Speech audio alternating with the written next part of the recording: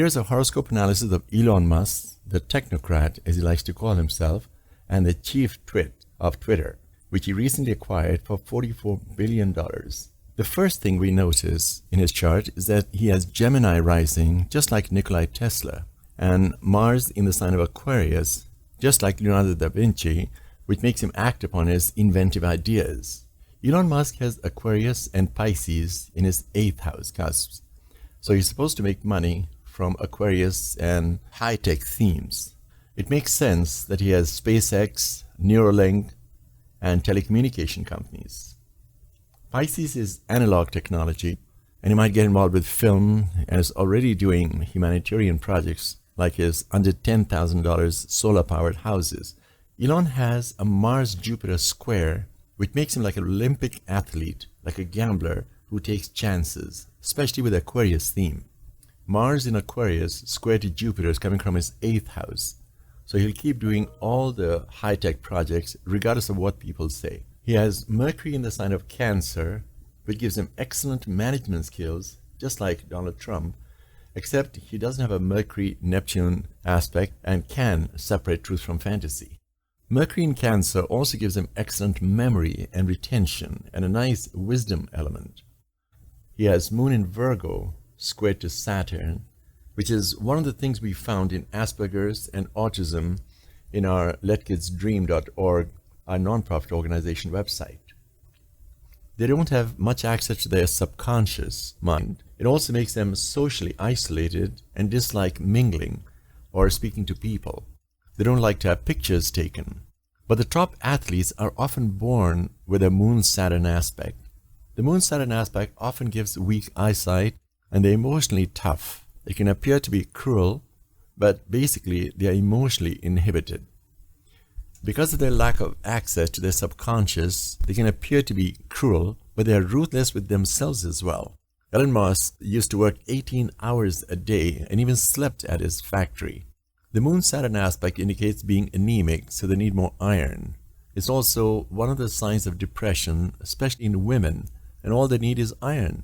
But in men, it just makes them emotionally more tough. So Mars square Jupiter makes him take chances. It gives a luck element with the travel industry, so it makes sense that he has Tesla motors. The fact that Tesla motors are electric is part of the Aquarius in his 8th house, and Mars is also in Aquarius. For SpaceX and his interplanetary travel ambitions are also part of it. He has Virgo and Libra in his 3rd house and is both a perfectionist and quite eloquent. Uranus was in his 3rd house when he was born, which is like an Aquarius theme, but makes him inventive also. Uranus in the 3rd house indicates brilliant ideas, plus he has Mercury square Uranus, which can make a person appear somewhat eccentric. Having Mercury in Cancer, he's actually very understanding and wise and can implement his ideas as well. Although he's brilliant, Elon Musk is not purely conceptual or rational and objective like Tesla, who had Mercury in Gemini.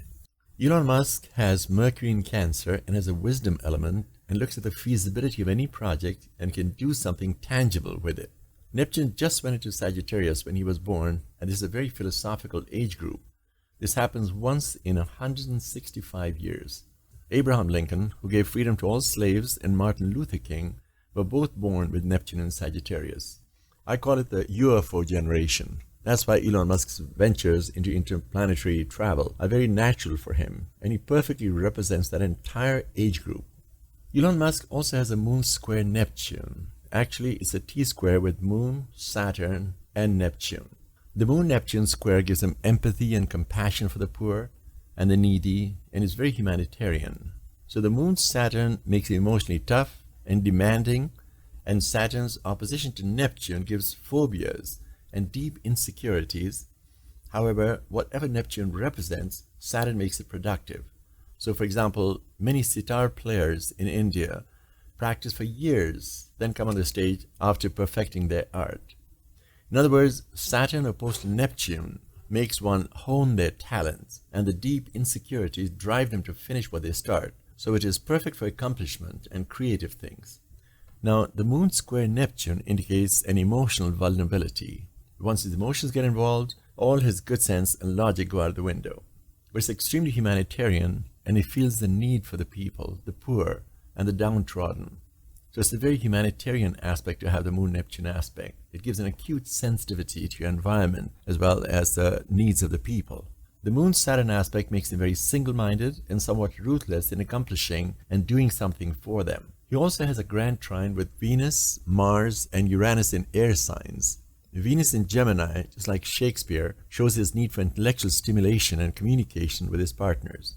Venus is in the 12th house of research, so instead of secret love affairs, as they used to describe in old-fashioned ancient astrology, Venus in the 12th is perfect for getting to the bottom of things.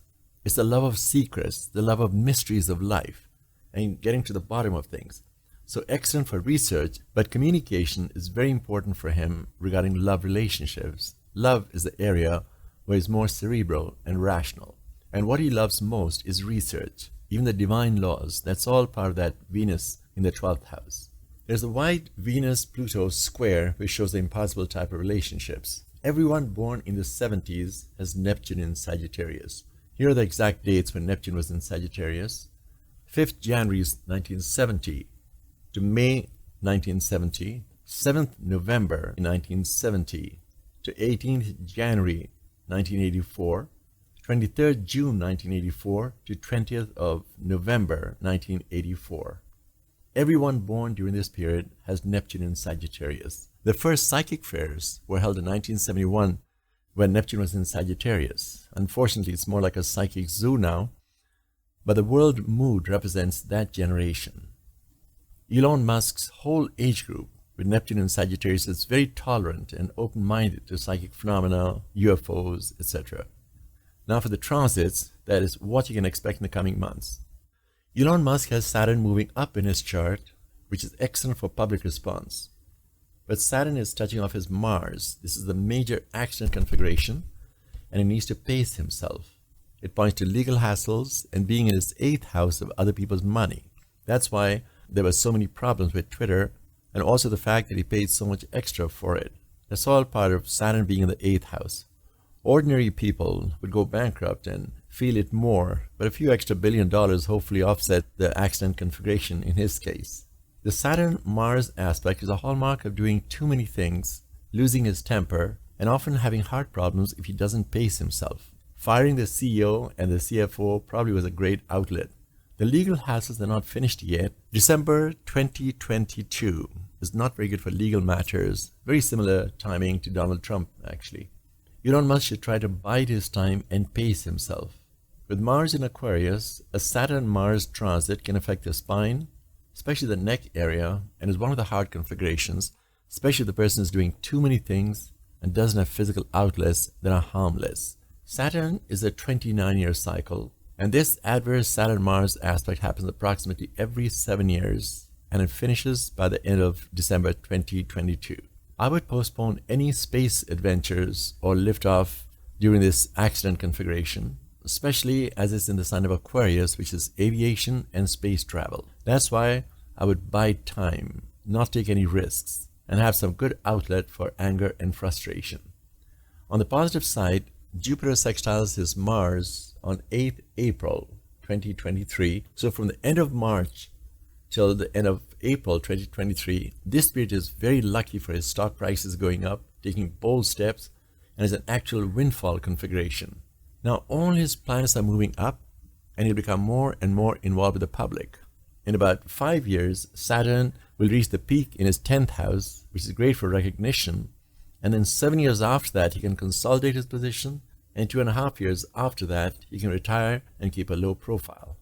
So this was the chart of Elon Musk. We wish him the best, and I know that the humanity will gain a lot from his expertise. And it's interesting that having Asperger's actually helped him achieve a lot. Without astrology, it's very hard to understand the complex motivations and intent of someone like Elon Musk. We are glad that he's used all his qualities in a very positive way. We wish him all the success. This is Hassan Jaffer, wishing you all the best. Do subscribe to us and click the ring if you'd like to be notified.